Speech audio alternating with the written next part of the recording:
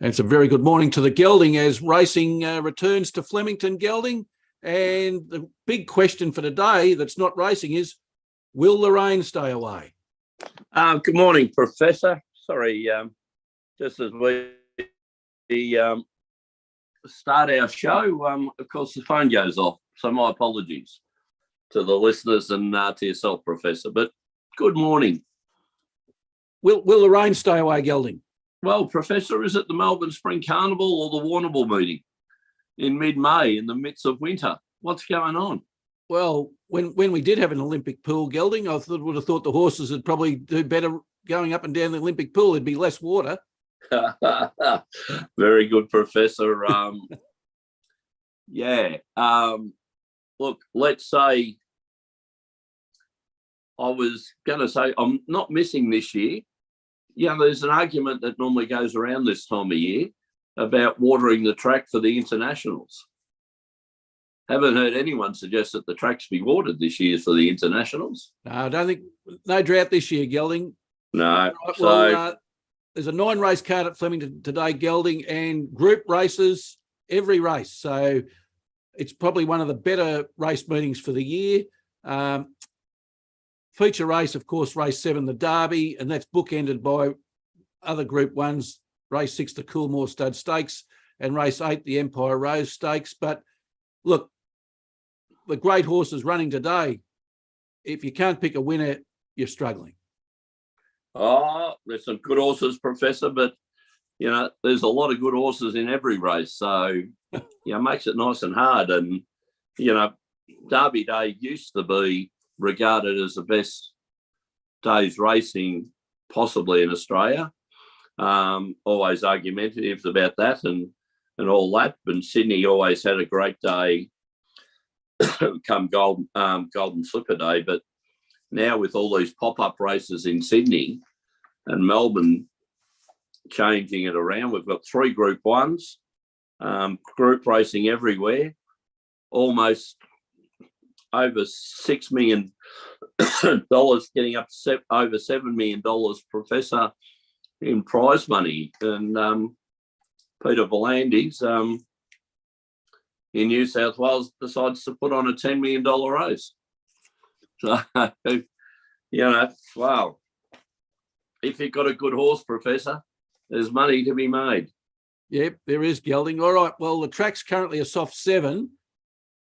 There are showers predicted during the day. So if there are showers, I would expect that track to be downgraded. I don't think there's any chance of it being upgraded. Do you, Gelding? No, Professor. Look, I don't think so. I think it'll be very, very much a softish day, Professor. So I'd be looking, the Flemington track will still race well. Hope it doesn't get too cut up for the rest of the week. But I've gone for a couple of New Zealanders, Professor, in my tips. So hoping that some of their exposed form on wet tracks will help them out. Okay, Gelding. Well, the rail's in the true position. So with that, all those details out of the way, what are your 2 best bets for today's Derby Day meeting? Oh, Professor, I'll be going late in the day. I do like the Derby, and I like Mr. Maestro, race 7, number 4. Trained by an ex-trainer of yours, Professor Andrew Forsman. Oh, an ex-trainer of yours as well, Gelding. Yes, and to be ridden by Damien Lane. Look, this form, since it's come out, the horse since it's come over to Australia, has won 3 races in a row, Professor, and has just been building beautifully for this race. It's a target race for Mr. Maestro. A couple of the other horses, it's Dangers, the favourites in Sharp and Smart and Berkeley Square, both in good form. They both won last week. However, I'm a bit worried that they had a bit of, they might have had a hard run last week, Professor, whereas, Mr. Maestro comes in after a win at Caulfield on Caulfield Cup Day. So, it's had the nice little break into it. So, Damien Lane has a bit of a problem at coming from barrier 17, but as you know, I like Damien Lane is probably one of our better jockeys. So, look, I'm hoping he can slot in there somewhere. You're getting $6.50, Professor. I just think it's a good each way bet, Mr. Maestro in the Derby. I then go to the Empire Rose Stakes, Professor. Race 8, number 14, Le Crick. If I've opened to be ridden by James McDonald, probably Australia's leading jockey.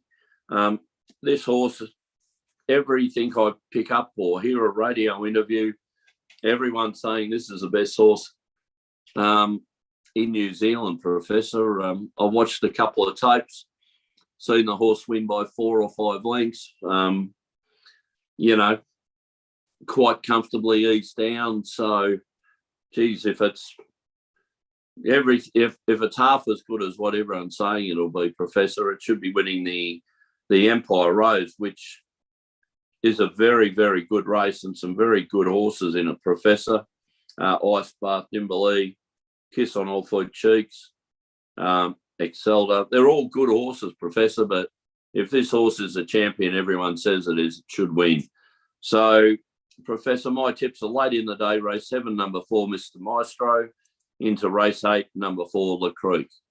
Now, and what do you like, Professor? Well, just before I go to my tips, Gelding, did I see you make the huge comment that you think Le Creek's the best horse that came out of New Zealand since Del Rios? Yes, and someone, Professor. You did notice that I threw Del Rios in there. I'm putting Del Rios up in fairly high class there with Sunline and Le Creek, I suppose. But just for the listeners to know, a previous horse we've had an involvement in, Professor, Del Rios was trained by Murray Baker and Andrew Forsman. It was Gelding, and if you look over your shoulder, you'll see two photos up there where Del Rios is saluting. Yes. Again, another trainer telling us the horse had fantastic potential, Professor. All right, Gelding, let's go. They're the fun days, Professor. They were, Gelding. All right, let's go to my tips. I'm going early, Gelding. I think the track might cut up a bit. I know Flemington's probably one of the best racetracks for wet weather racing going around, but I want my money in the bank very early. Race 1, the Carbine Club Stakes. It's a Group 3 over 1,600 metres. It's a Group 3 for 3-year-olds. And in that race, Gelding, I like horse 4, Fortune Teller, coming out of barrier 11. It's had 4 starts, so lightly raced for a win and a placing, so a 25% win rate, 50% place rate. Its last start, Gelding, it ran 7th in the Caulfield Guineas. Caulfield Guineas is a Group 1. This is a Group 3 race. And it's over the same distance. Now, it was a huge run, did a lot of work early, did a lot of work late, hit the front in the straight, Gelding, but there was the charge of the Light Brigade that day, Gelding, coming from behind, and it got mown down. But I think with Johnny Allen in the saddle, I've got a lot of time for John. I think he might be able to pilot it to victory. John is in career form. 15% for his career, but 20% over the last 50. And Mar Eustace, Gelding, they're going great guns. 17% for the career for win rate. Over the last 50, Gelding, 32%. So 1 in every 3 horses they're saddling up are saluting. That's incredible. It's especially at this time of year, Gelding. Oh, Mar Eustace are on a charge, Professor. Last year they challenged Chris Waller for the most wins Australia-wide. So, you know what kind of stable Chris Waller's got in the horses. But the Mar Eustace ones are just flying, as we've said every week on this show, Professor. And this horse, I really like it, Professor. It's a good bet. It's, as we talked off air, the Carbine Club's one of these good races. These are 3-year-olds over the mile. These are the ones you can follow. Some of them might have been a bit slow off the ground in their 2-year-old career, but now they're out to a distance and they're getting a bit more mature. This horse, as you pointed out in the Caulfield Guineas, Professor, it only got beaten by 1.3 lengths. It's when you're a couple of feet away from bloody $2 million. So this is a good horse, and you've got on at the juicy odds of? I got $11.280 this morning, Gelding. So even if it comes a place, I'm still going to be happy. Oh, Professor, just a very, very good bet. And I like it. All right. And then let's turn to race 3. I'm going to continue with the Mar Eustace trainers. The Rising Fast Stakes, a Group 3 race over 1,200 metres, Gelding. In that race, I like horse 3, Generation. Coming out of barrier 3, 12 starts for 4 wins and 5 placings, so a 33% win rate, a 75% place rate. Its last 3 starts, Gelding. Second in a Group 3, the Heath at Caulfield. Yep. Third in a Group 1, the Moir Stakes. Yep. And third in a Group 2, the Caulfield Sprint. And and Professor, that Moir Stakes win, again, only 1.6 away from Cool and Gatter, but the horse that ran second to it in that race was Bella Nipotina, and we saw what that did at Moonee Valley, didn't we? Well, I think we're on that, weren't we, Gelding? We were on that, Professor, and the horse, again, a marvellous tip by you, Professor, and that horse sprouted wings, so, geez, on that form, Generation's got to be a big chance. And then you have the Karen Mar Dave Eustace factor, and look who's hopped aboard. You've got the James McDonald factor, and you had James. Well, there's two other factors to bring in, Gelding. Oh, mate. So you get one leading trainers and leading jockey on a horse that's in form in Group 1 races, dropping back to a Group 3, that might be a recipe for success, Professor. Well, and the sire, Snitzel. Oh, everyone's got to have a Snitzel. Exactly. If you haven't got a Zoo Star, you get a Snitzel. Yeah, and Gelding, I think it's more suited to 1,200 metres. I'm with you on that. I like its distance. I like it over 1,400 too, Professor, but yes, it's good. All right. Well, I got $5.02 this morning, Gelding. So just think you're getting a quality horse like that. Who's the favourite at $5? Well, yeah, exactly, Professor. I think it's a very, very good bet. But, geez, the odds you're getting, Professor, anyone would think it's your birthday. That was last week, Gelding. Oh, right, Professor. Or sorry, in the week just gone. In the week just gone. So, very happy birthday, Professor. Thank you. Thank you, Gelding. The tender age of 21 again. 21, beautiful. For the third time. Yeah. Just show us what's under that hat, Professor.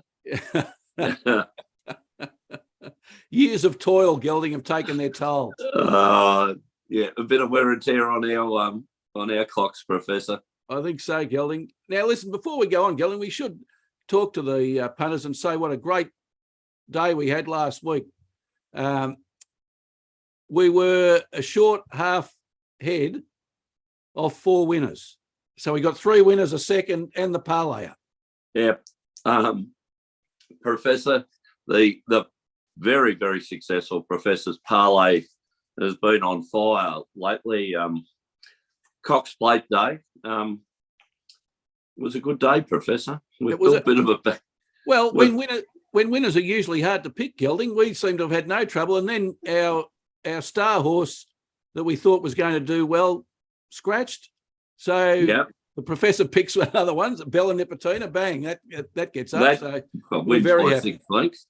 Animo, for any listeners and that we've been having, I know it's a regular pick of mine, but and it may be short, but Professor, when they keep on winning, you keep on collecting. They may be short, but I'd rather have a short collect, Professor, than have a nice piece of paper with a long shot odds on it and you're down. So look, I think we're entitled to give ourselves a pat on the back for last week, Professor. I think so. Well, I hope David from Morty Alec was taking notice of the tips last week.